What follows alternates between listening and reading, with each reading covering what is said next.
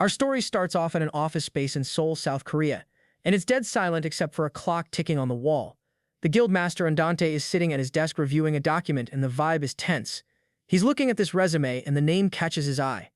Jin Hyosep, S-Class Guide.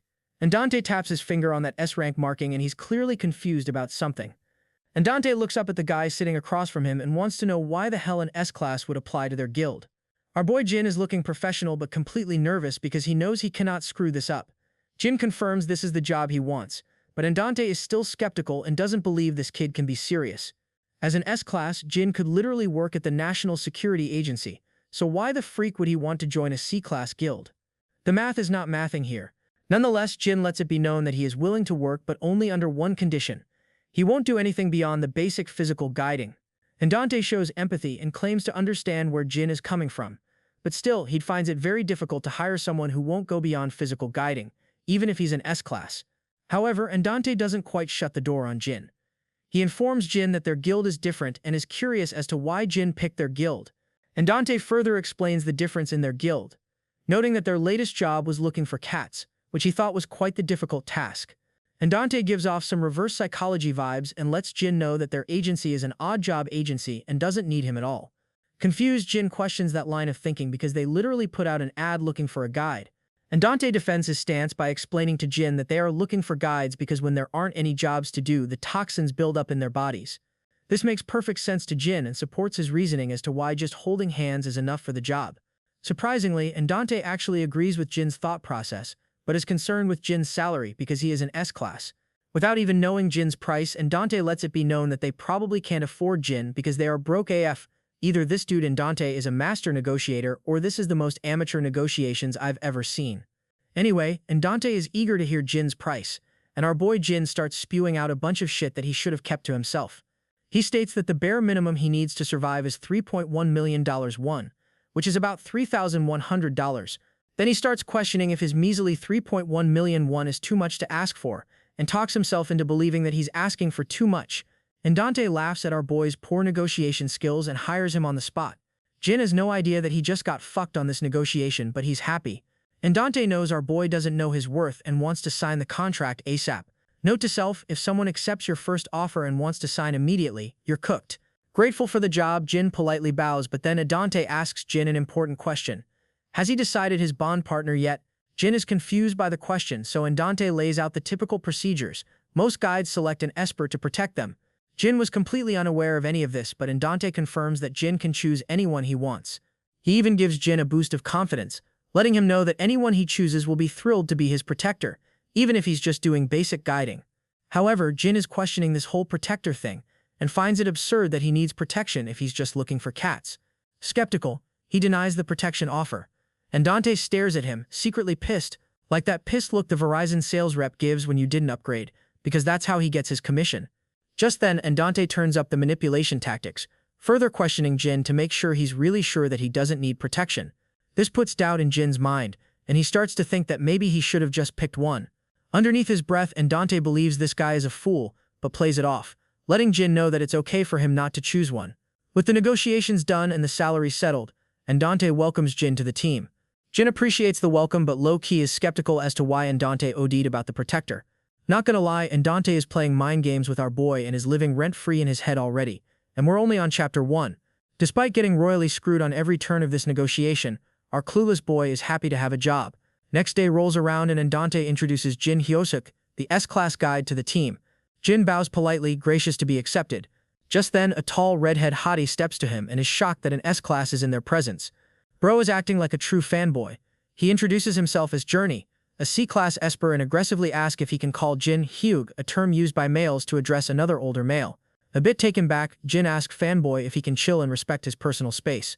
Jin could care less on what he is called, but Fanboy Journey keeps persisting, bugging Jin about his S-Class rank. Jin plays it off smoothly, offering to show him his ID if he didn't believe him. It wasn't that Journey didn't believe Jin himself. It was more about the fact that the commander hasn't done shit for 2 years, so he's just shocked that he actually got a guide, an S-Class guide at that.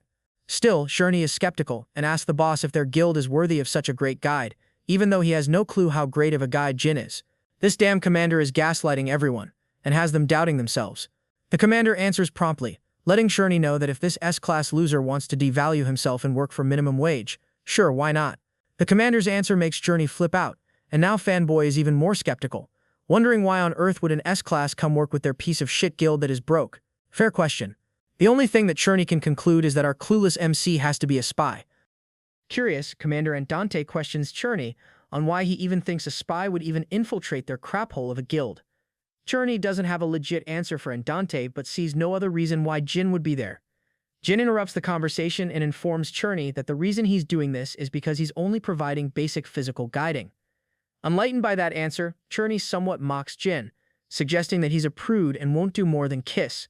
He continues to question Jin, telling him that full-time guides love getting it on.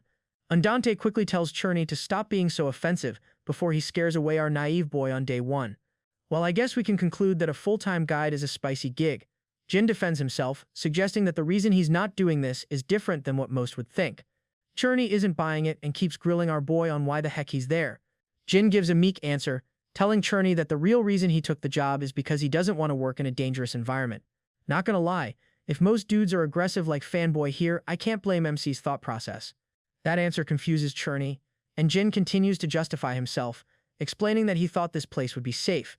Jin's answer amuses the commander, and he gives off a creepy response, confirming that if safety is what Jin is looking for, then he came to the right place. After receiving that sus reply and having his safety guaranteed, Jin gets the rundown on how the guild system actually works. The most important fact is that espers are people with superpowers, and they are placed into 6 classes according to their abilities. The rare S-class are world-class S-class espers and A-class espers with unique abilities. A-class guilds are almost as impressive, and they consist of A-class espers without including commanders.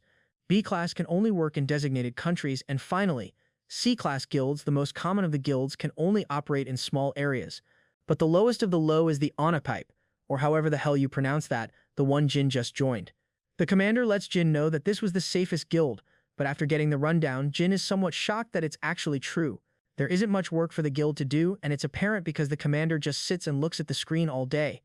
Jin believed he must be doing something important since he looks so focused, but our boy recently found out that the boss was just extremely concentrated on playing a game, which explains why he hasn't hired anyone in 2 years. Personally, I would have assumed he was just staring at the hub since this place is so damn backwards. Anyway, our MC is starting to realize that things aren't adding up and comes to the conclusion that Onapipe doesn't really need a guide, and that's not good. He thinks that if he doesn't do anything, he will get fired pretty soon. So our boy decides to start cleaning. Confused, Journey asks Jin what the freak he's doing. When our guy says he's cleaning, Mr. Aggressive takes this as an opportunity to assume he's bored and asks him on a date. This guy's confidence needs to be studied. Clearly trying to reject him nicely, Jin makes up an excuse that they are working and now is not a good time for a date. Journey bypasses that rejection and lets him know that they don't do shit anyway, so why not? Jin suggests that they still shouldn't leave the office. Overhearing the conversation, Andante commands Jin to stop doing that bullshit cleaning job and informs him that they actually have a real job to do and asks if he'd like to come. Excited, Jin packs up his stuff and is ready to leave with the boss. But before they leave, the commander lets Journey know that he has to go find the cats again. Sounds like he is just giving Journey busy work to get him out of the way. Journey expresses his frustration because he believes they just found the damn cats, but Commander believes they got away again. The commander is out here playing chess. Cut to the job and it's a daycare center. Our boy is standing in front of a group of toddlers holding pink maracas. This is not what he signed up for. On top of that, Andante is asking him to shake harder and harder, which is clearly some NLP suggestive metaphors for what he really wants. The job is done and the commander is happy with the job he did, telling Jin that he looked really good with a long pink toy in his hand, and that he looked like he had a lot of experience stroking it. Jin can sense the inappropriateness of the compliments and quickly reminds the commander that there are children around and he's not feeling this at all. Congratulating them on their job, the teacher asks if Commander and Jin want to stay for dinner since they work so hard. Commander politely but quickly shuts down that offer, telling the teacher they already had plans. Andante pulls Jin away, and as they get outside, the commander suggests that they go out to eat somewhere nice. Once again, trying to nicely reject an offer, Jin lets the commander know that he'd rather eat at home. The commander ups his manipulation techniques and smoothly asks if Jin has someone at home waiting for him, and like the naive, clueless MC he is, of course he tells Andante that he lives alone. Confused as to why he's not getting the hint, Andante asks why Jin is pushing him away. Since our MC is oblivious to Andante's moves, the commander escalates his manipulation tactics to level 2, which is guilt. Andante creates a sob story about how no one ever wants to eat out with him and he's always eating alone.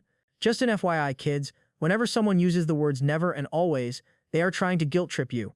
Back to the story. Our boy walks right into his trap, suggesting that the boss should be able to rely on his guild members' companionship.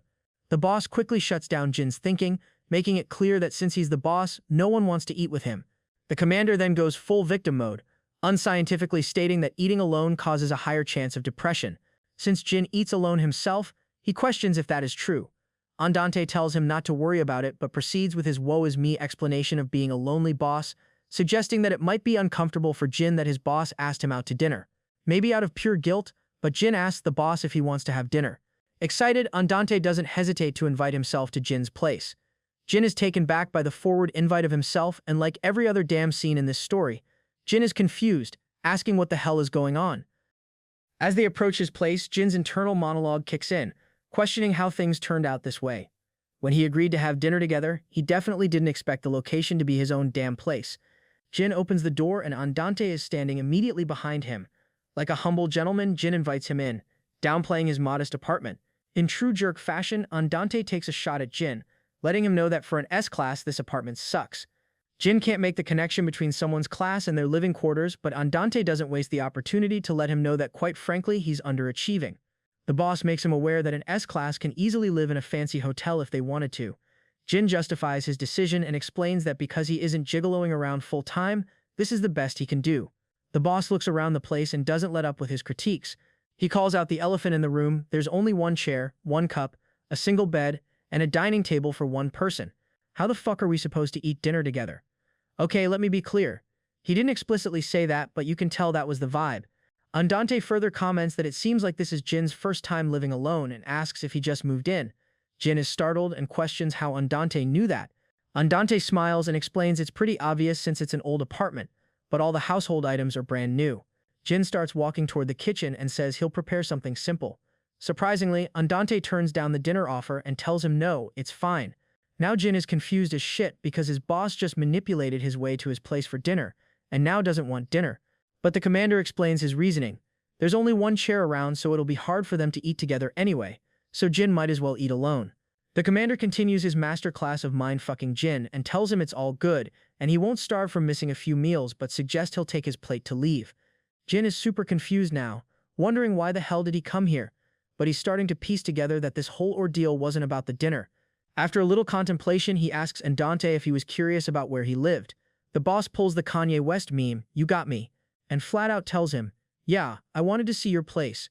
Cutting straight to the chase, Jin lets him know that if he would have just asked outright, he would have just showed him his place without the whole song and dance. Andante is surprised by Jin's naivete and suggests that he shouldn't just let strangers in his house, but according to Jin, Andante is not a stranger. The boss is flattered by the gesture but reminds Jin that even though he's a Esper and supposedly there to protect, he should still have some awareness about who's coming into his home. Instead of just leaving the life lesson there, the boss takes Jin down a dark example of how he could be a degenerate on the verge of going rampant and touch him in a certain way. The interaction is getting tense, and then the commander reminds him that on top of his naive decisions to let anyone in, he doesn't have a bondage partner to protect him because he thought it wasn't needed. Adding fuel to the fire because he's reluctant to do more than basic guiding. He's a real target. Turning down that protector looks like it might come back to haunt him. Nervous, Jin expresses that he'll be more careful. The boss leaves, but that sure was a wake-up call for our MC. He's a bit perplexed, confused that all of this would come his way because he thought he'd be fine since he didn't have any issues. Reality is starting to set in that this whole job is not what he thought, and our boy is trembling now, on the verge of a mental breakdown. The next day, Jin arrives early to work, greeted by Andante as if nothing happened. Jin is visibly nervous, saying good morning to his boss, but out of nowhere, Journey collapses. He complains that he feels like he's going to die. Concerned, Jin asks if he's okay, but Journey quickly responds that he's not. In his head, Jin is thinking that why the hell is chasing cats making this guy act like this, but to his face, he politely asks Journey if he needs guiding. It looks like Journey is playing some kind of trick because he replies instantly, saying he needs help. But before Jin could help, the boss cuts in and tells him no. It's clear that he wants Jin's sweet, naive ass for himself. The commander makes it clear that his minuscule job of finding cats doesn't deserve any guiding, but Journey thinks his stance on this is cruel. He was up all night looking for the damn cats and he needs some guiding. I mean, bro, you don't need to be looking for cats all night, just get catnip.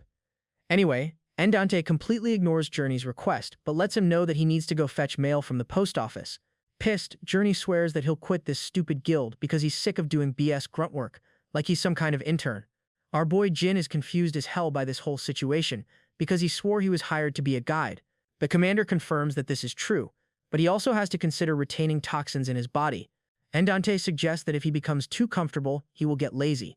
But to Jin, this whole line of thinking is baffling because he thought they were already lazy being part of the Unhyped Guild. The commander then poses a provocative question to Jin, asking him if he's dying to give someone guiding. Jin can't understand why the boss would endure this nonsense when he's standing right there in front of him, on the clock, ready to work. Commander brushes off his concerns, letting him know that soon enough he'll be guiding so much that he'll be sick of it. Jin questions what the hell that's supposed to mean, but Andante shifts the conversation to sharing a meal once again. But this time he asks Jin to lunch. The boss asks him what he's eating, and our naive boy simply answers that he's eating some fried sausage and some rice balls. Being a gentleman, Jin offers some of his lunch to the boss, and even though once again the boss turns down food, Jin can't help but to point out that the commander keeps staring at him eat as if he wants something. Unsuspectedly, Jin has no clue that his choice of lunch has any kind of sexual energy, but of course Andante's filthy mind takes it there. Awkwardly staring at him eat, Andante puts it out there that he has a small mouth. Jin isn't sure where the hell that comment came from, but he agrees, pushing the envelope even further. The boss tests Jin, telling him that he probably can't take the whole thing in one go. Our boy is oblivious to the nature of the comment, but when Andante clarifies that he's talking about the sausage, Jin tells his horny boss that in fact he can take it in one go. Andante is happy to hear that, but finds that it's the perfect time to put the metaphors aside and invites Jin to a guild tomorrow, one that is ordered by the government and all Korea guilds will attend.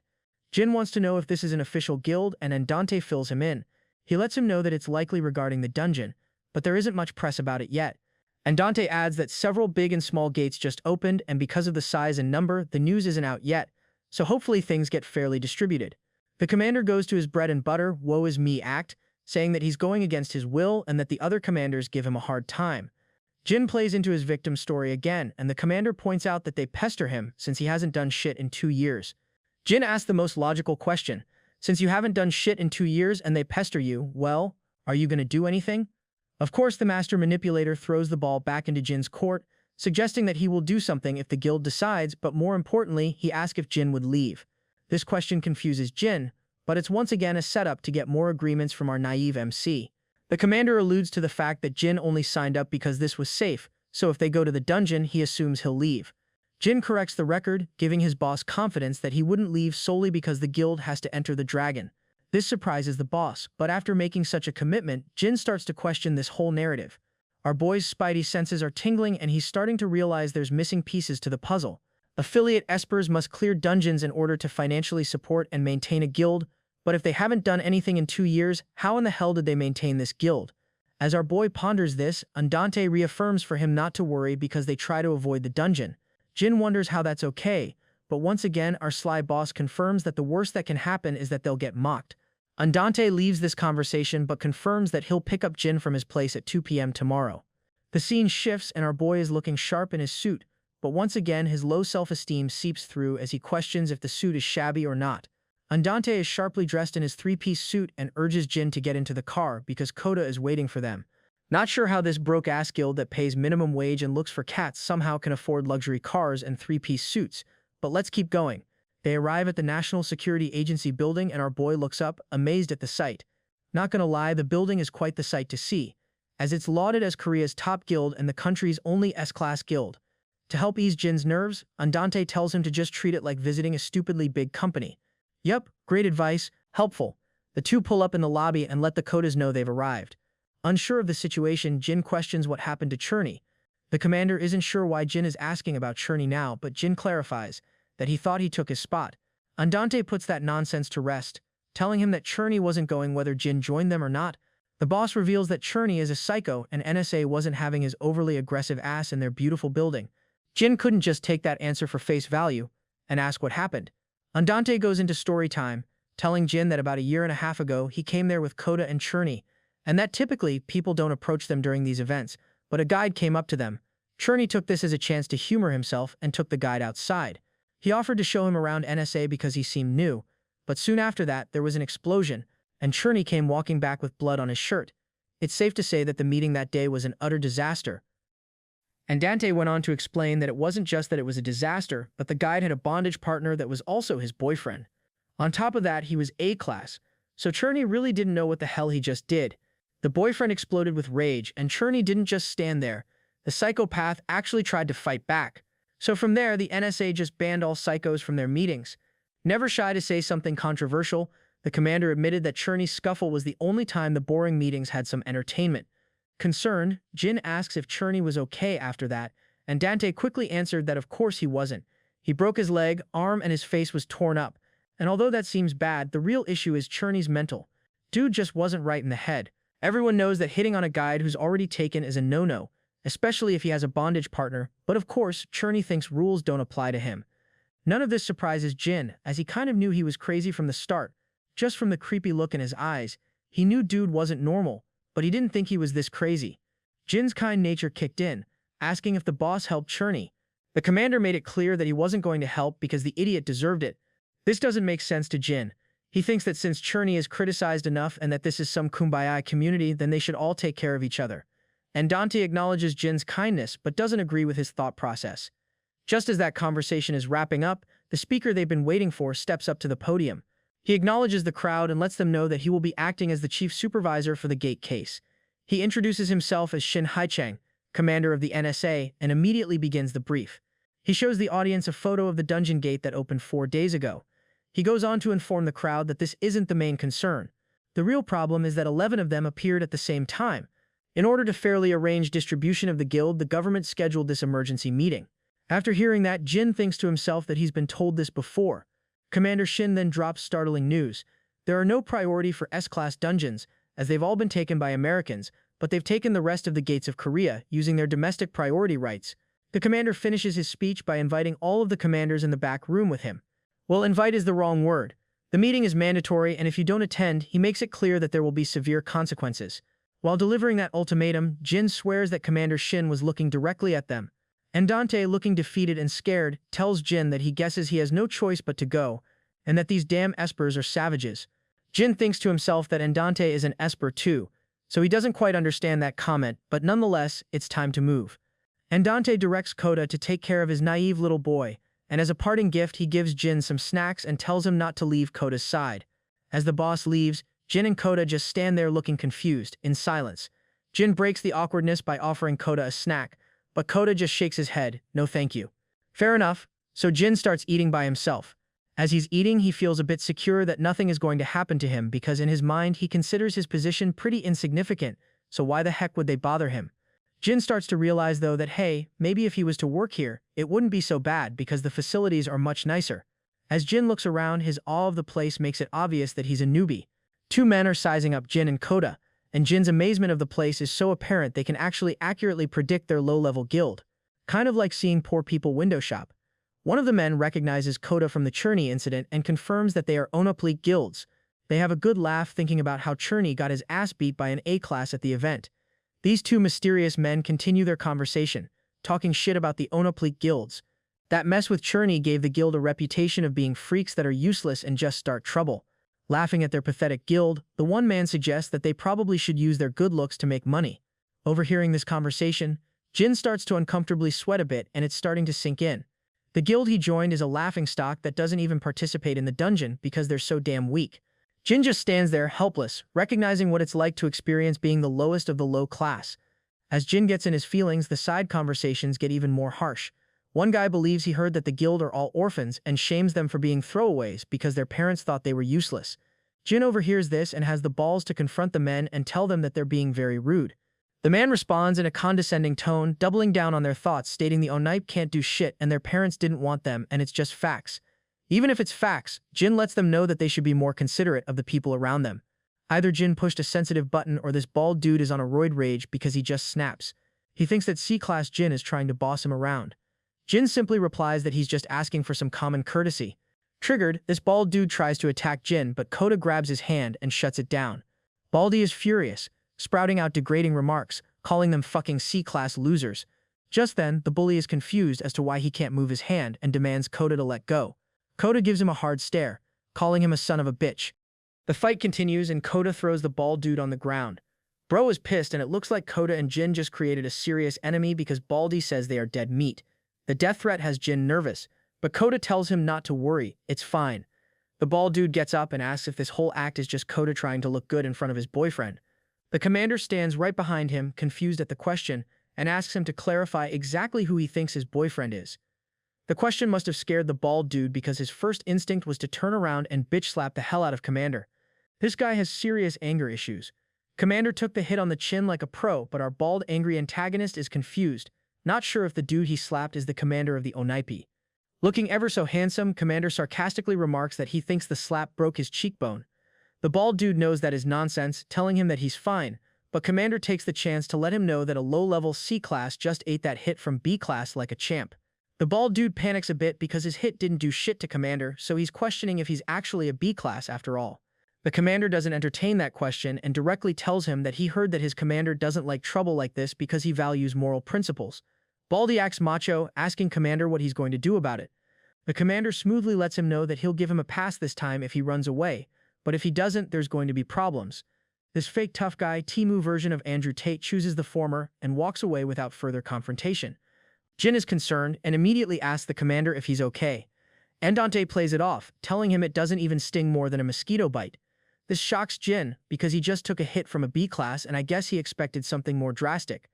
Our boy Jin is paranoid, asking more questions and wants to know if it's okay to just let Baldy walk away like that. The commander calmly tells Jin not to worry. The guy is an idiot that doesn't even know his commander and they won't have to be concerned with his presence anymore. The situation left an impression on Jin, as he questions if this sort of thing happens often. The commander is honest with him, informing him that as the lowest guild they kind of get picked on often. The commander makes a joke of the whole thing, saying this probably happens because the higher guilds are jealous of their good looks. The commander is ready to leave and put this situation behind them. As they walk away, they notice Kota awkwardly just standing there. Right away, the commander knew what he wanted, asking Kota if he wants to know how the meeting went. Kota nodded his head yes. Andante was going to tell them later, but since Kota did a great job of protecting his naive S-class boy, he figured he'd reward him and tell him in advance.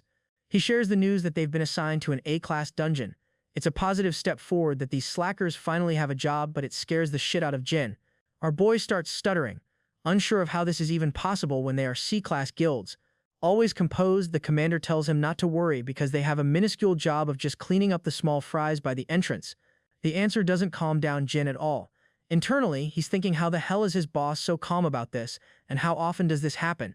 He asks the commander if it's a dangerous job, and the commander confidently tells him nothing will change. Bro, you hired him when you guys were just looking for cats. How is nothing going to change? You expect him to believe that? Anyway, the commander confirms that he will keep his initial promise and won't put Jin in danger. As he's saying that, the commander pulls the old kindergarten move and crosses his fingers, clearly lying. Nonetheless, Jin isn't worried about the guiding. He's confident that as a S-class he can do his job effectively, even for the most critically injured. It appears that his biggest concern is trust with Commander. Back at the office, Journey is wondering why they are so late. He's concerned that they got food without him, and he was right, they did. But it wasn't that they forgot about him completely. Our thoughtful boy Jin brought him dessert. Journey was taken back by the thoughtfulness, hugging Jin, claiming that no one in the guild has ever been so kind. Jin notices something while he's hugging him. He can't exactly put his finger on it, but he notices that he's seen that eye color somewhere before. Just as Jin is having that thought, the rest of the guild returns. Jin asks them how their trip was, and apparently they had a great time because everyone was hitting on them. They tease Jin, telling the C-class Esper that coming with them definitely would have been more fun. The commander corrects the record, informing them that they've moved up in the world and are entering a dungeon in 4 days. The group is somewhat surprised by the news, but the commander quickly rationalizes that the decision was just a move to keep everyone off their backs. The real surprise came when Commander told them it's an A-class dungeon. The group was curious how this all occurred because they are just C-class guilds, and Dante minimizes the accomplishment by saying they just want the guild for cleanup duties. Sarcastically, the group questions if the commander didn't just accept this as a joke. The conversation then turns to the logistics of the manor. The question of who's entering the dungeon arises, and the commander, in a half-joking manner, says me and you, pointing to the guy who just entered. The guy quickly responds, telling the commander that he can't be serious and he needs to bring someone better. In a flirtatious manner, the commander tells him that the two of them make the best team, but the guy isn't buying his bullshit charm. What appeared to be a joke might actually be serious, as the commander states that he already put his name down so there's no backing out. The guy is annoyed, but the commander tells him to be prepared, because the gate opens at 7 p.m. The guy thinks that's way too late, but despite that, he's interested in receiving guiding. He looks at our boy Jin and tells him to do his thing so he can enter the dungeon. The commander interjects in the conversation and gives Jin the green light to do his guiding, and actually suggests that he give guiding to all 4 guys who just came back. Of course, Psycho Cherney throws in his 2 cents, furious that it's okay for them to get guiding but not him. Our sweet naive boy has no problem with the request but contemplates just why he was stopped last time when Cherney asked for guiding. My guess is that it's because he's a psychopath ticking time bomb, but hey, what do I know? The commander cuts in and keeps it brief, telling Cherney that they're just different. But it's no secret that Cherney abuses his powers whenever he can and doesn't follow any rules, including personal space etiquette. Cherney doesn't even disagree with the sentiment, but still believes he deserves some relief. Maybe he'll get his chance, but now is not the time. Just then, Jin starts to perform his guiding. With his eyes closed, he starts generating a massive golden energy, so much that he starts questioning what the heck is going on. Jin is surprised by all the energy he's creating and that it's all being absorbed at incredible speed. This is beyond what he expected.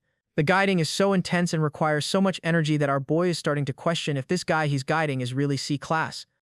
Jin isn't the only one who's feeling this intensity. This guy is in pure bliss because Jin has a significant amount of toxins in his body. It's to the point where this guy is wondering how he's endured it for so long. The guiding is finished and it's abundantly clear that Jin is an S-class. In just that little time, he not only refreshes his body, but also the guy's heart.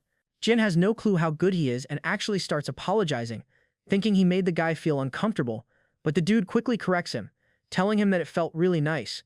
Ironically, our boy stares at his hands and wonders if the C-class always needed this much guiding. Noticing something is off with Jin, Andante asks him what's wrong. Jin tells him that he's fine, but more concerned that Flat, the guy he just guided, was in bad shape. The boss gives him the backstory, telling him that Flat apparently broke his leg bungee jumping on vacation, and that externally he looks okay, but internally he's probably still a mess. Flat agrees. Still, Jin is questioning this whole experience. He's not sure if what he's feeling is because he just forgot what it feels like since he hasn't used his powers in such a long time. The boss makes the request for Jin to provide guiding for the rest of the team. Eager to please, Jin has no problem with it. He puts his hands on a member and the golden energy lights up. He once again closes his eyes and works his magic. Andante watches the whole thing in awe, thinking this is incredible. Exhausted from the guiding, Jin flops on the bed and is a bit confused because before he barely broke a sweat when he was saving the dying S-class. But now he's totally drained. Our boy is hurting. He's tossing and turning on the bed, squeezing his sheets tight and not sure why the heck this is happening. He thinks that maybe it's because he's not compatible with espers. He's aware that guides only have so much power they can use per day, but they don't have the conditions that the espers do. He's realizing that the S-class guides are just different, and because they are so rare, no one really knows what happens when they exceed their daily limit. Whatever the reason is, though, it doesn't matter at the moment because our boy is seriously struggling. The physical pain he's in is terrible. He's having difficulty breathing and our sweetheart is convulsing like he just got an electric shock. Well, technically, I guess he did. To add the cherry on top, he's giving off a sweet scent. This is truly the worst. Meanwhile, Koda arrives at the office and the commander isn't sure exactly why, suggesting he should have gone straight home. Flat is concerned about Cynthi's disappearance, asking if Koda saw him on his way to the office. But the topic quickly changes back to Jin. Flat expresses that he's surprised that our boy was that good. Because yes, he's an S-class, but even so, he figured something has to be wrong with the guy. But no, our naive boy was more skilled than he would have thought. And Dante is surprised to hear this, but ultimately is just glad that he's on their team. But Flat is still skeptical and has the same thought process that almost everyone else has. Why would a talented S-class guide join a C-class guild? And Dante gets a bit defensive of Flat's presumption, but Flat just says he thinks it's strange, especially because he doesn't want to do more than basic guiding. Flat questions Jin's intention and, surprisingly, agrees with Psycho Journey's take that he might be a spy. The commander expresses that he has considered the situation to be strange because Jin applying to the job doesn't make any sense. And Dante then explains that he took it a step further, manipulating his way into his home and befriending him, trying to figure out his true intentions. But still, he couldn't conclude that he was a spy. The commander brought up an interesting point that let's say if he were a spy, wouldn't he try to act as normal as possible? Flat agreed with that thought initially, but then played devil's advocate, asking the commander what if he's trying to hide his suspicion by acting suspicious. The commander puts an end to their Scooby-Doo investigation because they can literally drive themselves crazy trying to think of all the possible scenarios. The bottom line is that he's not a spy. Okay, so maybe he's not a spy, but Flat still questions if he's hiding something. The commander says that he didn't say that. Flat is confused, thinking that the commander is talking in circles. On one hand, he says he's not a spy. Not to worry, but on the other, he won't deny that he's hiding something. Just then, the boss plops some papers on the table. Flat is curious about these mysterious papers. The commander explains that if you look closely, Jin has no record of any activity in Korea, nor has he ever been examined. Right after the commander said that, Kota instantly knew that his gut instinct was right. Something was off about Jin. At this point, Flat is completely out of the loop and demands that Kota explain what the heck is going on. I guess he doesn't know that Kota is a man of few words and typically just nods. Flat starts freaking out, blaming himself for having a conversation with Jin. Still curious, he asks the commander to fill him in. The commander shares that they found it odd that when they took Jin to the meeting, no one recognized him. They were sure that with him being an S-class, at least one person should know who he is. Not even the NSA members knew who he was. Flat was surprised as well, thinking that those crazy S-class guides would know him because they choose the best of the best. So if Jin was indeed the best of the best, they would know everything about him, his appearance, name, preference, etc. Cherny throws out the idea that maybe he's a foreigner. He looks Korean, so that theory is questionable. But according to the commander, it's not impossible. He could be a Korean who grew up overseas. Cherny argues even if that were the case, it still didn't make sense, because NSA would know if an S-class entered Korea abroad. The commander floats the unlikely idea that maybe he came through undetected. As they go back and forth with the possible scenarios, Flat is sitting there thinking that something is fishy about our boy. However, to the commander, none of this matters because he's one of them now. Cherny agrees, but only because he's cute. Flat is clearly annoyed by Cherny's immature mindset, but what is he expecting out of Cherny anyway? Still, the boss wants to put an end to all this digging into Jin's past. As far as he's concerned, it can't be any worse than theirs because they're all criminals. When he says that aloud, Jin takes offense and asks him not to call them that. So the commander just smirks and downgrades to calling them half-criminals. Flat still isn't feeling this Jin situation and tells the boss that he's going to regret it when Jin backstabs him. Cherny can feel his energy and starts teasing him for sulking. The commander quickly defends his decision, stating that he's the perfect man for them right now. He's naive, good at his job, works hard, and is not the sharpest tool in the shed. For Christ's sake, our naive boy didn't even realize that they were all S-class after guiding them. Damn, our boy is getting set up and played as the perfect idiot. Flat is once again a bit confused with the commander's thought process because he thought that the boss actually liked Jin. The boss claims that he does, weirdly thinking that shitting on Jin's lack of awareness and saying he's the perfect target is a compliment. Flat calls out the cap, but ultimately the boss gives the orders to treat him nicely and not to act suspicious because that will scare him away. Though no one asked him, Journey eagerly shouts out that he'll treat Jin nicely.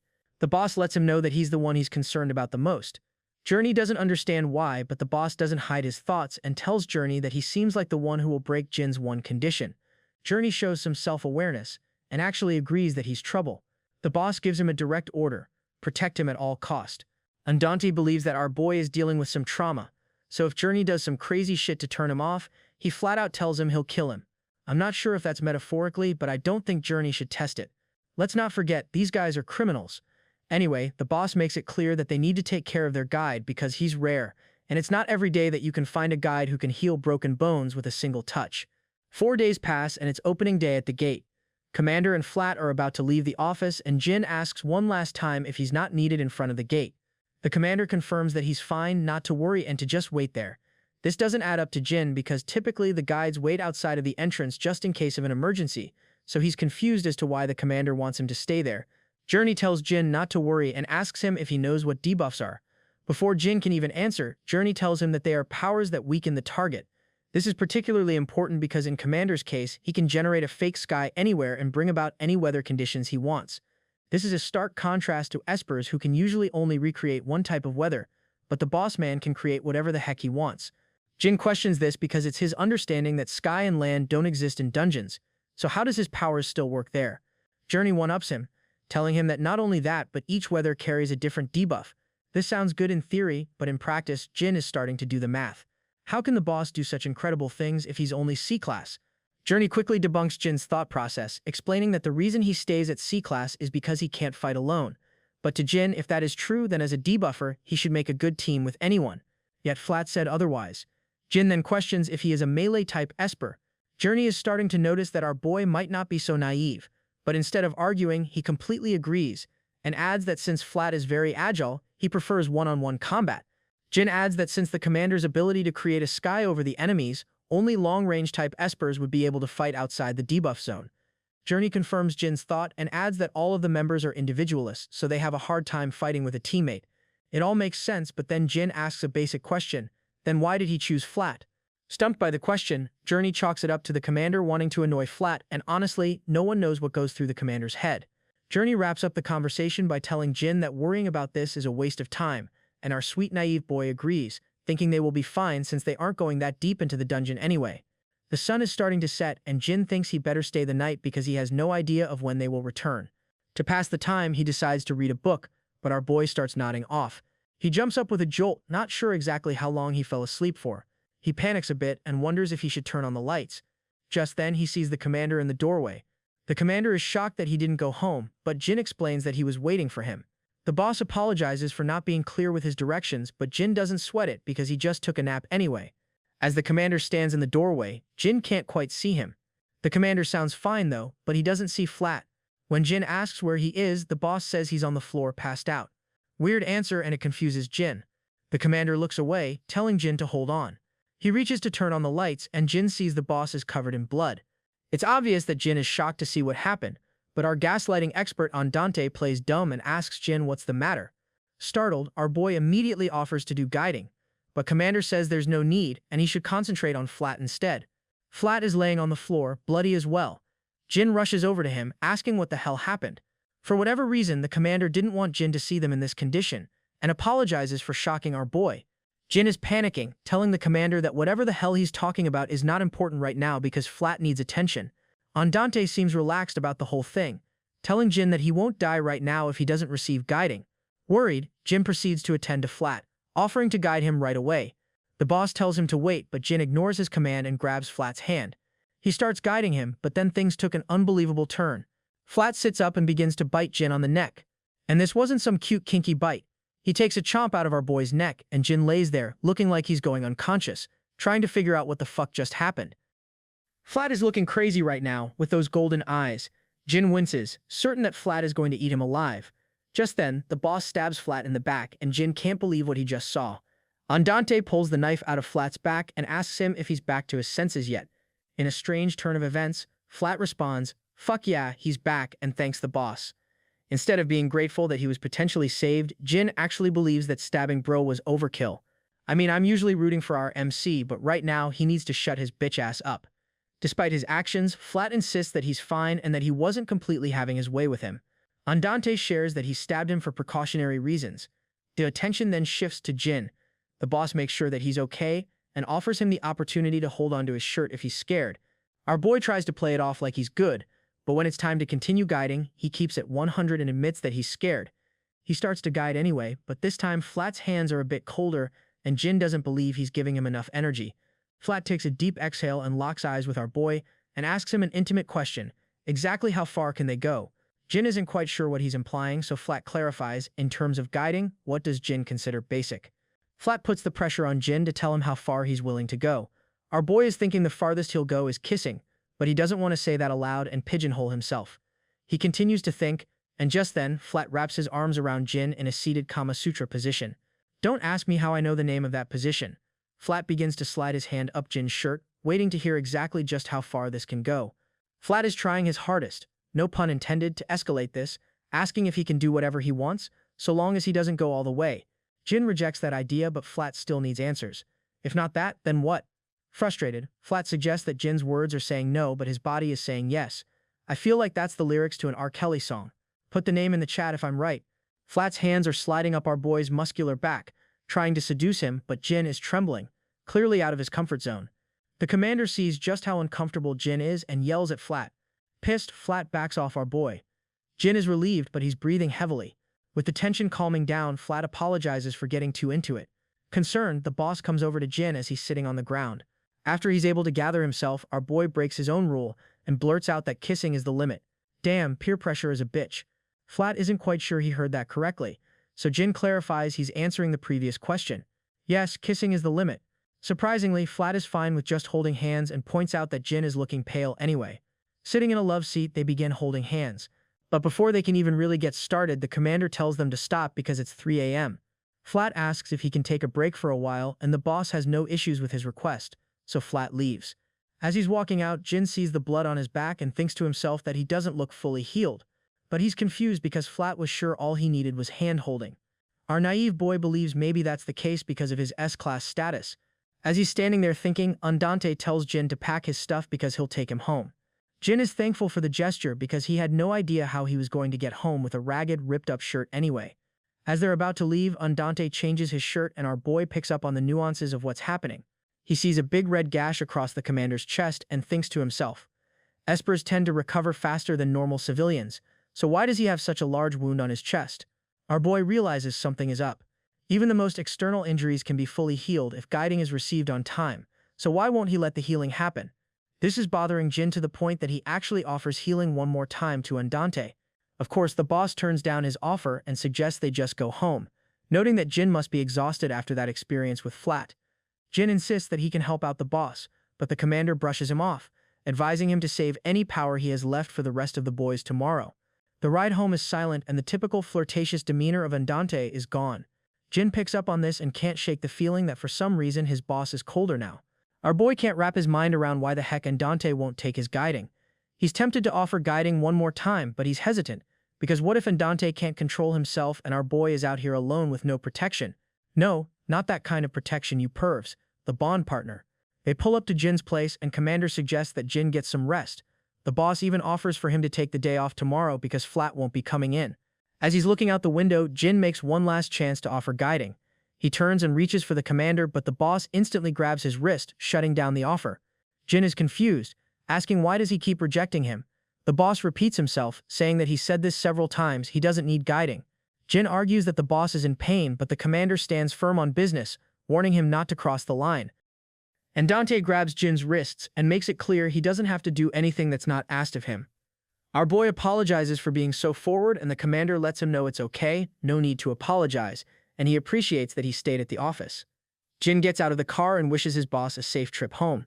The boss drives away and immediately, Jin can't help but to look down and see imprints that the boss left on his wrist.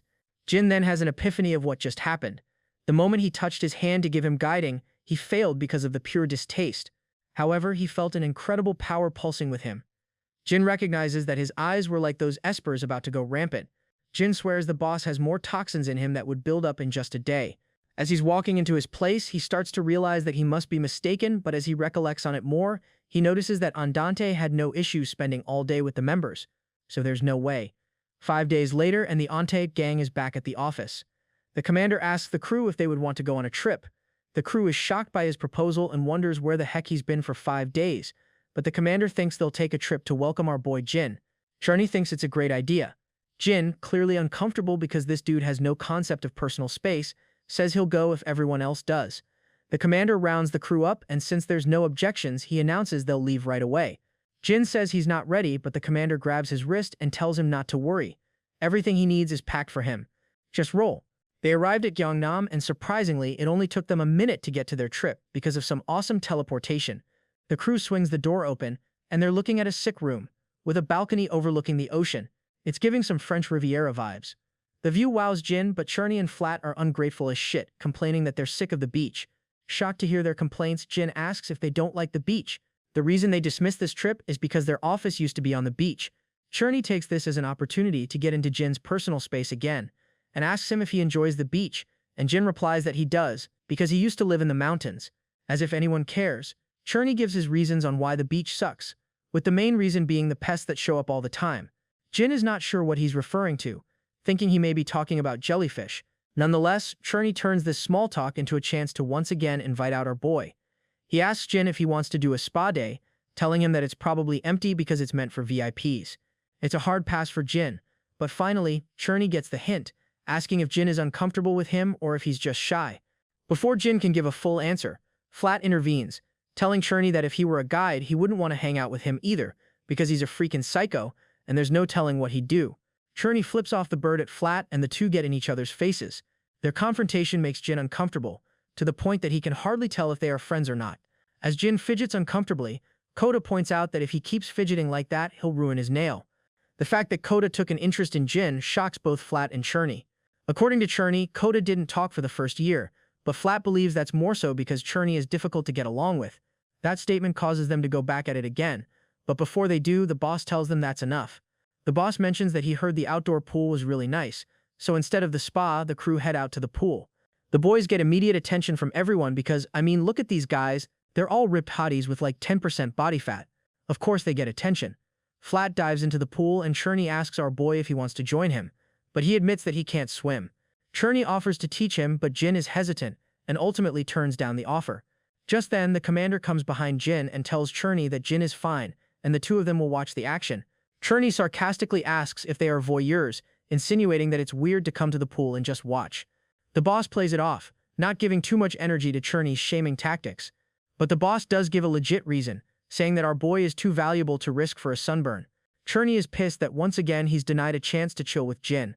The commander directs Jin to sit over on the side. As they go over to the side, Cherney jumps on Flat in the pool and once again the two start to scuffle. Not gonna lie, there's definitely some weird energy between those two. Anyway, Andante advises Jin to get out of the sun before he gets burned. Concerned, Jin asks the commander if he himself will burn because he had a hunch that his skin is sensitive. Andante laughs it off, saying that he'll be fine and that he doesn't get burned by sunlight. The commander is lounging with his shirt slightly open, but it's just enough to show the wound. Seeing that, Jin questions if the wound is the real reason Andante won't go into the pool. The boss notices Jin staring at his chest and asks him what he's staring at. Our boy got caught in 4K, but he acted like he didn't know what Andante was talking about. The commander points out that it looks like Jin was trying to sneak a peek at his chest. Our boy gets flustered and starts stuttering, saying no he wasn't, but Andante lightens the mood, saying that he's just teasing him. He can't help but to tease Jin because our boy's reactions are just too funny. Jin still finds the need to defend himself, telling the boss that he truly wasn't staring at his chest. Andante is back to his flirtatious self, telling Jin that he doesn't mind if he was actually looking at his chest, and that if he wants to see it, he can show it to him at any time. The boss quickly changes the topic and asks Jin why he doesn't swim, curious if it's because he can't swim or if he just doesn't like water. Jin said both are an issue. The commander is back at mind-fucking our boy as he makes a statement saying that he thought it would be for different reasons. Of course, our boy walks right into the trap and asks him what he means. Playing with the hiding scars narrative, Commander points out that Jin didn't want to go to the spa either, so it looks like he's hiding something about his body. I gotta give him credit, Commander is smooth. Jin defends himself, saying he doesn't have any scars, but then Commander pulls on Jin's shirt, questioning the big scar on his neck. Jin admits the Commander was right, it really is the scar on his neck. The Commander tosses in a quick flirt, calling his shyness cute. Jin throws the question back, asking if the scar on the boss's chest is why he's not getting in the pool. The Commander says it's for a similar reason, but doesn't really go into detail. That vague non-answer makes Jin assume it has to be the wound. The boss looks way better than he did before, but Jin's not convinced. 5 days is enough for a full recovery. Our boy starts trying to figure out how his boss bounced back so fast. Maybe it was some kind of medicine detox, maybe someone else guided him. He wants to ask, but now that he knows there's a line he can cross, he's not exactly eager to test it. As the sun sets and dinner rolls around, the Commander decides to take Flat with him to grab takeout for the crew, but Flat votes for delivery instead. The boss ignores the suggestion and the two of them head out. Watching them, it starts to click for Jin how the guild's hierarchy actually works. Once the room goes quiet, he uses the moment to look around and lock everyone's name into memory. He barely gets started before Journey slides in, draping himself over our boy and giving him the grand tour of who's who. He already knows Coda, then there are the twins, Lydian and Dorian. Journey tells him not to bother with them too much, they've got serious trust issues. Then there's Cynthia, passed out in the corner. According to Journey, he's usually quiet but runs on some kind of intense cycle. Jin has no idea what that means and Journey doesn't clarify. He just shrugs it off as weird and reminds him that everyone in this guild is weird. Fair enough. Journey then turns it back on Jin, asking why he's even so curious about everyone. He doesn't bother hiding the jealousy when he pokes at him, asking if Jin likes someone. Jin answers simply that, as a colleague, the least he can do is remember their names. Journey immediately tries to wedge himself between Jin and the others, planting the idea that it's perfectly fine to ignore people who ignore you. Our naive boy hadn't even realized they were giving him the cold shoulder until now, and Journey takes full advantage, hugging up on him and insisting Jin should focus all that attention on him instead, because he's way sweeter. Jin, still not clocking the danger, asks what Journey actually wants him to do, and the psycho fires back with a casual whatever you want. Our boy starts stroking his hair, and for whatever reason, a cat pops into his head. Journey is eating up the affection and jokes that Jin must really be into hair. Jin doesn't actually care much about touching hair, but the moment is enough to push Journey over the edge. He admits he can't take it anymore. He finally gets direct and asks if the Commander is treating Jin well. Our boy has no idea what he's getting at. Journey spells it out, saying his body can feel it and assuming Jin is doing way more than he's supposed to. Not surprisingly, Journey completely misreads the situation and asks Jin if he'd go further with a bondage partner, and if so, could he be that partner? Jin warns him that this isn't what it looks like, but Journey still pushes his luck and asks for guiding with a kiss. Right then, the twins appear out of nowhere and shut it down, announcing that whatever Journey is trying to pull is off limits. Journey is pissed. They remind him that the commander explicitly ordered them to stop Jin from receiving any guiding. Not only that, but he promised to throw Journey into the ocean if he tried. Damn, he really is keeping our boy to himself. The twins keep going, pointing out that Journey already knew the rules and isn't supposed to lay a finger on Jin. Journey scrambles to defend himself, insisting he wasn't actually going to do anything, but they call him on it, saying he absolutely would have tried something if Lydian hadn't stepped in. That only makes him angrier. He keeps denying it and gets super defensive, snapping back and demanding to know if they plan on being his bondage partner instead. That's when the twins lay out the real deal. Unbeknownst to anyone, Jin's bond partner hired them to step in whenever someone gets too close, and they get 10 million won per intervention, 10 million per stop, while our boy is only pulling a 3 million won salary. Whoever's running the books over there is wild. Journey is fuming, and the twins start debating whether they should go tell the commander and cash in. Being petty, Journey tells them to go ahead and get their money, but these twins are shady as hell. Instead, they offer him a deal. Pay them 20 million won and they keep quiet. From their perspective, it's a bargain. He's rich and the commander is terrifying when he's mad. Journey snaps, calling them bastards, clearly raging at being blackmailed. The two quiet twins turn full gangster, pulling out guns and letting him know that if he wants to fight, they're down. They're bored anyway. All this tension starts to suffocate Jin. Confrontation really gets to him, and once again our boy slides straight into panic. His chest tightens, he can't breathe, but he finally manages to choke out a shout, telling them all to knock it off because the commander will be back soon. The twins aren't exactly looking to back down though. Instead of stopping, they pivot and put Jin on the spot, demanding to know why they should stop. Jin blurts out that it's because they started it, but if we're being honest, all they did was point out facts while Journey was the one trying to take advantage of him. Coda finally steps in and backs Journey up, arguing that if Journey really wanted to do something, he wouldn't pick this place to do it. The twins don't buy it at all. In their minds, Journey is a complete savage who doesn't care about time or place. Coda can't really refute that, so instead he drags things back to reality, pointing out that nothing actually happened, and that the twins' violent energy rattled Jin more than Journey's antics ever did. Even so, it looks like Coda got the same instructions as the twins, and now he's wrestling with whether this whole mess counts as a real threat to Jin. Hearing that, the twins turn their backs in disgust and Journey storms off. Coda wanders over to Jin to check on him, making sure he is okay. Jin insists he is fine, but Coda just shakes his head. Our boy cannot help thinking how badly that whole situation could have gone if Coda had not stepped in when he did. That is when he starts wondering about his bondage partner. He remembers clearly that he refused one when he first joined, so it makes no sense that he suddenly has one assigned to him now. Curious, Jin asks Coda if the commander really ordered him to report directly to him whenever someone tried to threaten Jin. Coda confirms it, and Jin is already shocked before Coda adds the real bomb. The commander himself is Jin's bondage partner. Everything suddenly lines up in Jin's head. The way Andante spoke to him earlier now makes sense. However, Jin feels a bit left out, almost as if everyone except him already knew Andante was his bondage partner. He starts questioning why Andante would lie to him when he made it clear he did not want one. Well, in all fairness, he didn't exactly lie. He just omitted but is omitting lying. Tell me what you guys think in the comments. Anyway, the more Jin thinks about it, the more he realizes the boss probably refused his guiding not out of lack of interest, but because he had already taken that role in secret. Our boy starts to suspect that the commander genuinely likes him, because it is hard to explain this level of protection any other way. While he is still sitting with Coda, Jin asks if the commander is usually this considerate with every guild member. Coda explains that this kind of treatment is not standard and that Jin is only getting it because he is a bondage partner. Jin is skeptical and does not fully accept that answer. Coda just stares at him and begins to hint that there might be more to it. But before he can finish that thought, Andante walks back in. The commander immediately senses that something happened and checks whether they were fighting. Flat, clearly annoyed, complains that Journey insists on starting trouble even while they are supposed to be on vacation. Journey fires back with a sarcastic remark, pointing out that Flat is usually the one starting trouble. The boss keeps things light and tells them not to cause a scene, saying it will scare Jin if they keep it up. He then calls everyone over to check the food they brought back. Jin watches how everyone reacts and notices that no one seems truly bothered by the arguments. For the rest of the guild, this kind of back and forth feels completely normal. The commander then calls Jin over and tells him to eat something so he can calm down. The spread is huge, with meat, seafood, but what catches Jin's eye is how every box seems to come with alcohol. Even so, he takes a drink and looks around, suddenly aware that the atmosphere has softened. For the first time, he starts to really understand how these espers function together as a guild. From Jin's perspective, Andante is the great leader that keeps the whole thing running. He is impressed by how firmly the commander handles conflict, no matter if it is a fight or some other drama. The way Andante leads feels like a direct expression of Onit's orders. Jin is not sure, though, if everyone follows him out of genuine respect or because of a sort of submission that keeps them in check.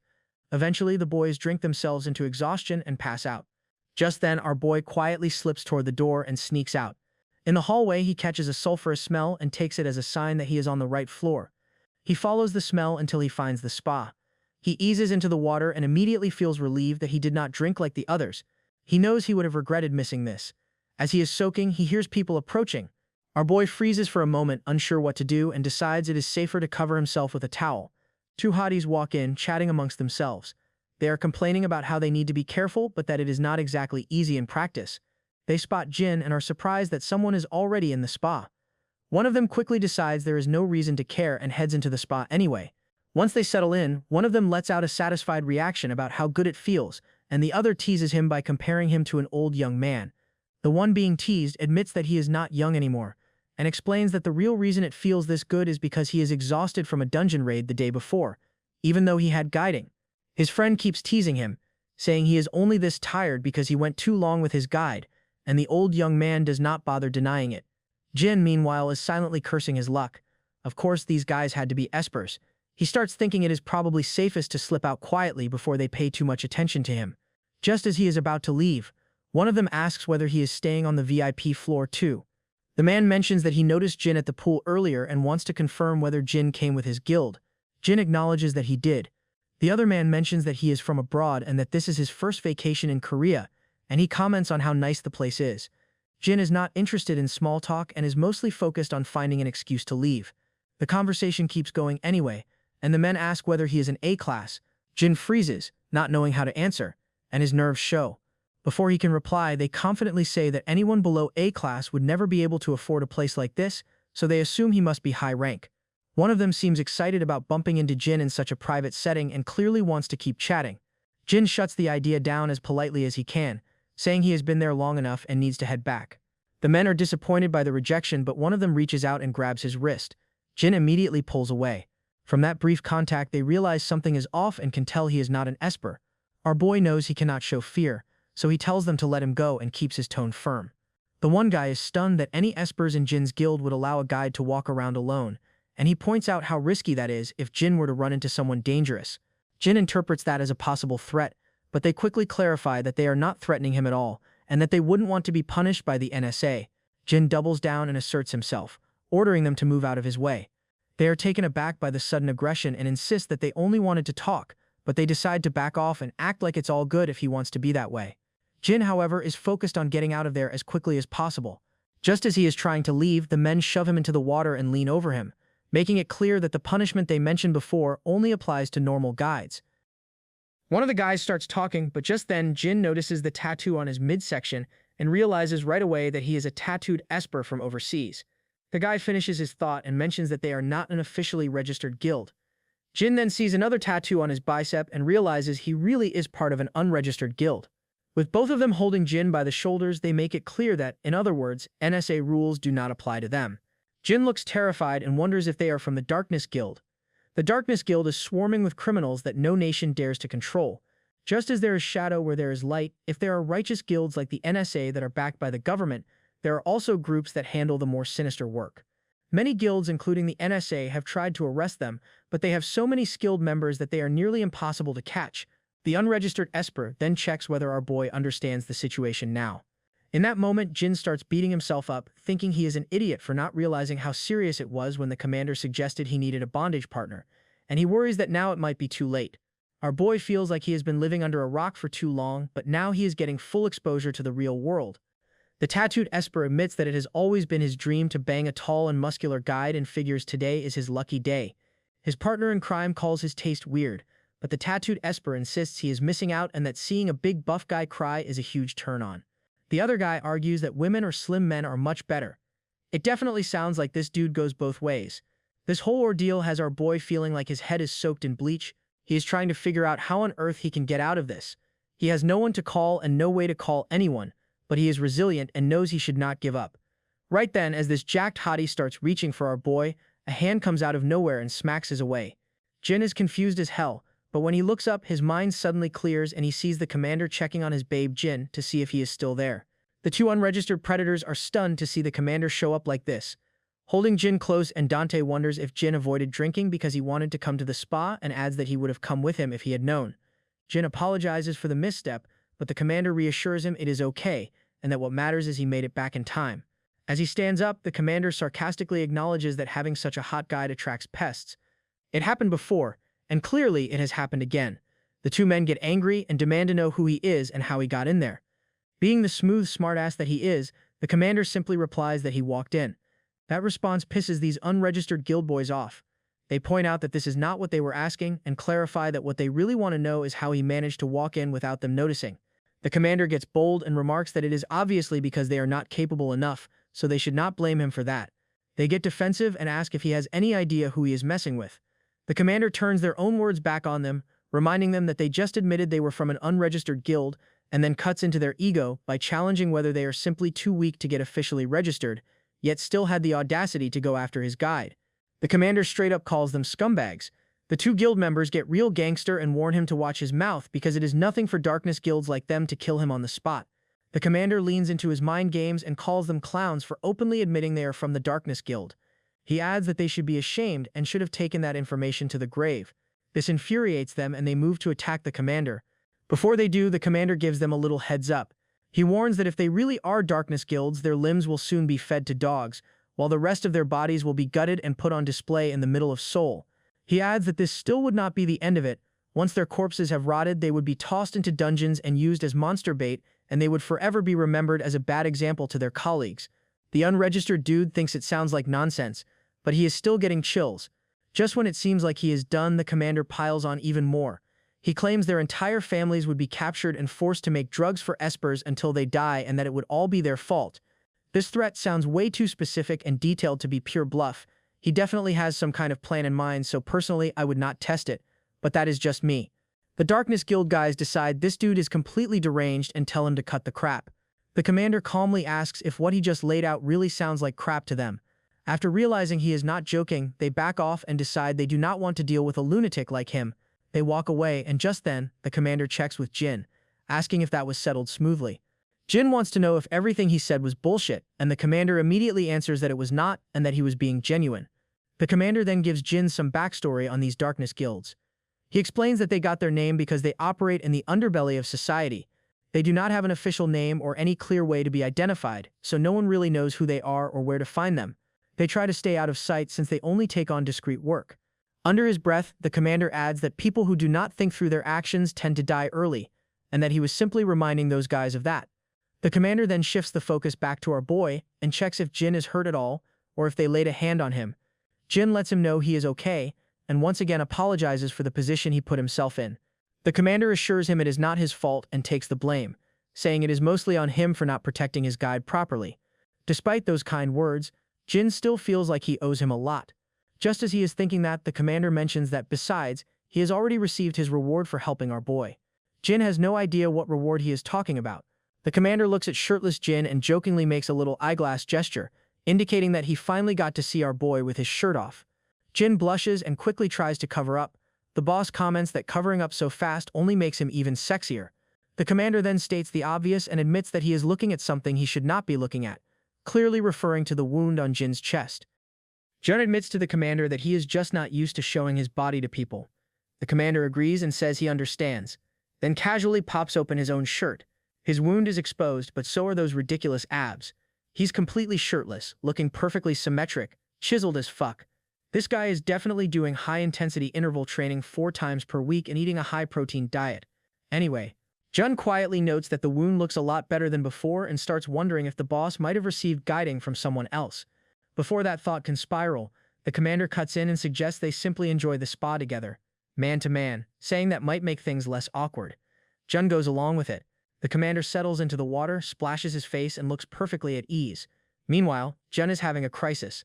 He wants to get out, but he doubts his towel will actually cover his lower half if he stands up. At the same time, he does not want to expose his chest either. He does not trust the commander to politely turn around for him, so he starts wondering if he should just wait for the boss to leave first. Nervous, he calls out to him. Jun brings up what the others said. They mentioned he already had a bond partner and that it was the commander. Ande brushes it off at first and admits he told them that on purpose. He does not trust any of them, and he knows they are the type to lose their minds the second they hear a guide does not want to keep a bondage partner. Jun looks both annoyed and confused at that logic. The commander then asks if Jun only just figured it out, saying he thought Jun realized back when he was healing flat. Jun admits he had no idea. Now things start to click for our boy. He realizes the commander has been pretending to be his bondage partner to protect him. He remembers how cautious Flat got around Andante during the emergency guiding. Jun assumed it was just because he was the commander, but apparently there was more to it. Andante checks whether Jun took offense at any of this and even admits it would be his mistake if Jun had someone else in mind as a partner. Jun quickly reassures him that he is not offended at all and that he is just grateful. Jun thinks about how easily the commander could have blamed him for all of this, since Jun was the one who refused a bondage partner in the first place. Instead, things went in the complete opposite direction. He ends up saying he does not even know how to respond. The commander tells him not to overthink it and says he is the one who is grateful that Jun joined their guild. Jun then points out that, even with all of this effort, the boss still refuses to receive guiding from him. He asks if the commander is unhappy with him in any way, and Dante gives him a serious look, then suddenly bursts into laughter and makes it clear there is no way he could be dissatisfied with an S-class guide. That only makes Jun more confused, so he presses a little and asks why he keeps refusing guiding. He even wonders if the commander already has a mate, and Dante denies that and explains that he just really does not like it. Jun is thrown off by that answer. The commander clarifies that he does not like receiving guiding at all because it makes him feel dependent on the guide, and he hates the feeling of someone stirring up his body like that. Jun nods and says he understands, but inside he is struggling with it. Guiding is a matter of life and death for espers, so he cannot wrap his head around how the boss treats it like it is some dish he can push away if he does not like the taste. If anything, Andante should understand those risks more than anyone. The commander explains that this is simply how he has always lived, so Jun does not need to worry. He adds that the drugs they make these days are pretty advanced, and for him that is enough to get by.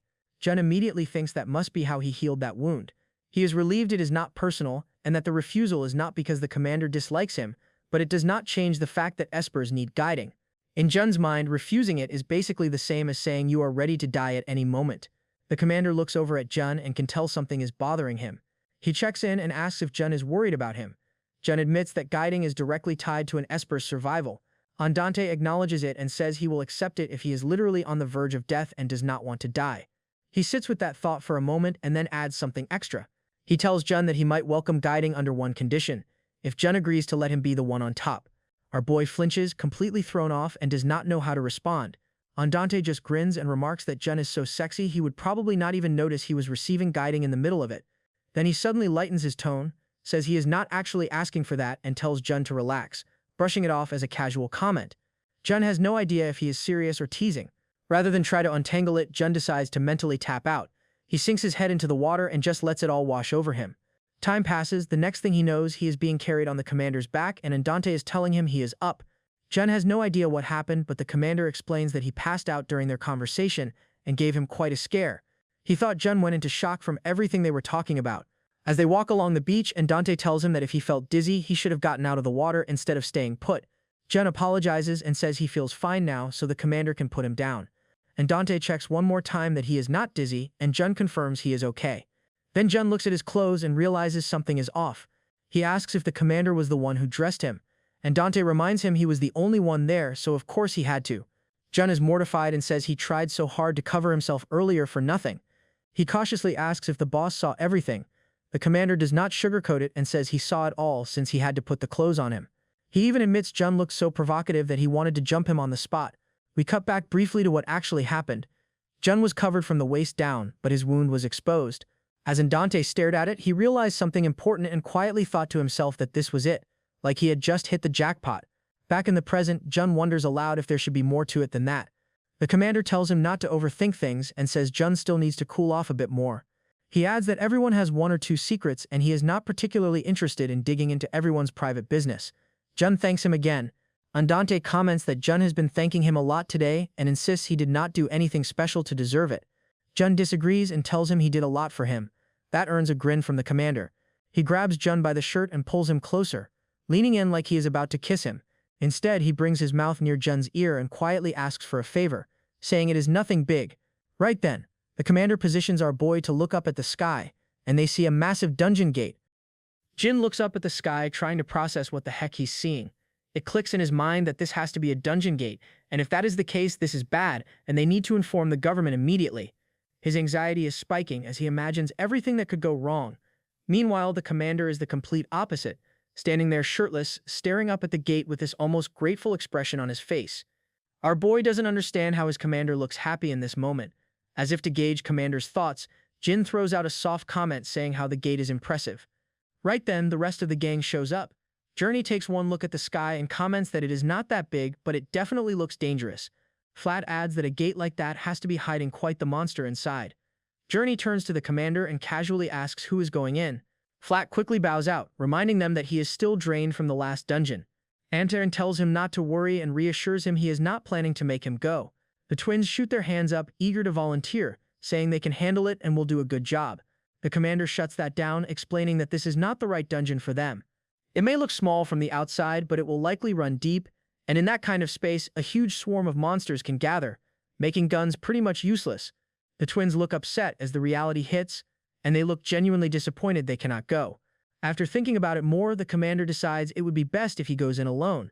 Flat is completely rattled by that, turning to him in disbelief and demanding to know if he is seriously going in without any guiding like he has extra lives to spare. The boss just brushes it off and says he feels good today. Flat can't hold back and questions whether the commander is even human at this point. The twins, overhearing this, lean in with matching expressions and basically agree that Flat is an idiot, reminding him that the commander was never really human to begin with. Jin hears that and questions what they even mean by that.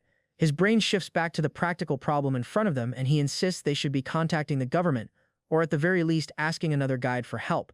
While Jin spirals, the commander calmly wonders what happens if the gate closes while they sit around waiting. From his point of view, it looks like there is something nice on the other side, so they should hurry up and enter before they lose the chance. Based on the size, he casually labels it a C-class dungeon. Jin pushes back on that because just a moment ago the commander said it looked deep, so that doesn't add up to him. A roar rips out from the gate, echoing over the beach, and our boy stares up at the menacing swirl of energy, trying to reconcile that sound with the idea of it being only C-class. And Dante tells everyone not to worry, reminding them that he has cleared low-class dungeons alone before and plans to make this quick. Before stepping in, he tells the guild to take good care of Jin while he is gone. Journey answers with a crisp yes, sir. The commander disappears into the gate and the entrance responds with heavy, violent noises as it swallows him. Jin stands there frozen, thinking to himself that there is no way this is okay and that the man is going to die. Out of nowhere, the two unregistered guild guys from earlier wander back into the scene. One of them casually throws out a bet of 100 million won that the commander is going to get completely obliterated in there. Flat looks them up and down and demands to know who they even are.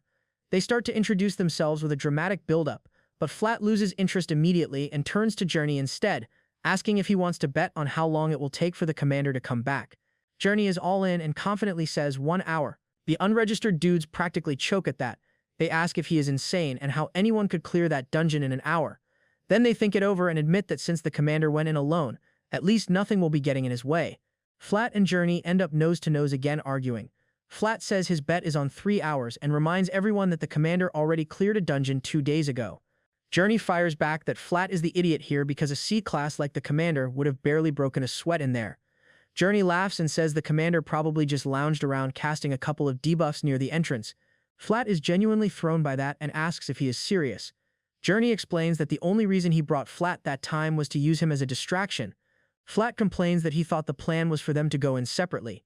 When it hits him that he was the only one working himself to death that day, he goes off and vows to get in the commander's face about it later. Journey just calls him an idiot, and the twins pile on with their usual moron and idiot comments from the peanut gallery. While they are all bickering, Jin is quietly watching and wondering if any of them are actually worried about the commander at all. One of the unregistered guys grumbles that every single one of these pricks is getting on his nerves and dismisses them as C-class losers. Journey turns back to Jin and asks if he knows those two. Our boy admits he ran into them earlier. The unregistered Esper remarks that the stupid ones tend to be the bravest, which is probably the only reason they thought it was a good idea to send their commander straight to his grave. In his mind, the man is already torn to shreds. He goes even further and comments that there is no way Andante failed to recognize that this is an S-class dungeon. That stops Jin cold. He repeats the words, totally shaken. An S-class dungeon. He explains the size of the gate and the fact that the commander clearly labeled it C-class. The unregistered pair laugh at him and make him aware that size doesn't matter at all when it comes to S-class gates, and that he is an idiot for believing something that dangerous is low rank just because it looks small. Jin stares up at the gate again and something inside him starts to crack. He remembers what it felt like to be stuck in that kind of situation before and how badly he never wanted to experience anything like it again. That is exactly why he chose this guild, because it was supposed to be safe. His body starts trembling as the realization sinks in. Koda walks over and gently pulls Jin toward him, telling him not to worry and that things will be fine. Journey joins in and tries to calm him down as well, reminding him that there is no need to panic because the commander will be back in an hour, just like he predicted. The unregistered Esper snickers at that thought and says the man will be dead long before an hour passes. Flat remembers the earlier trash talk and turns it into something official. He points out that he heard them say they would bet 100 mil to on the commander being obliterated. They confirm it and ask so what? Flat responds by locking in the terms, 100 mil to what the commander lives. Journey jumps in and mirrors the same bet. The unregistered guys start laughing and dramatically raise the stakes, saying they will give them $1 billion if the commander survives. Flat clarifies that if both of them are betting $1 billion, that is $2 billion in total. He then calls over the twins and asks if they want to cover the rest, confirming that they will bet 900 million. Flat records the whole exchange and tells them to make sure they pay in full later, and to hand over each of their 100 million. Jin watches all of this unfold and wonders if they should even be placing bets right now, when it is the commander's life on the line. The dungeon roars again, the sound growing more violent and terrifying. Jin looks up at the gate with his heart pounding and realizes that awful sound can only mean one thing: the gate is about to close.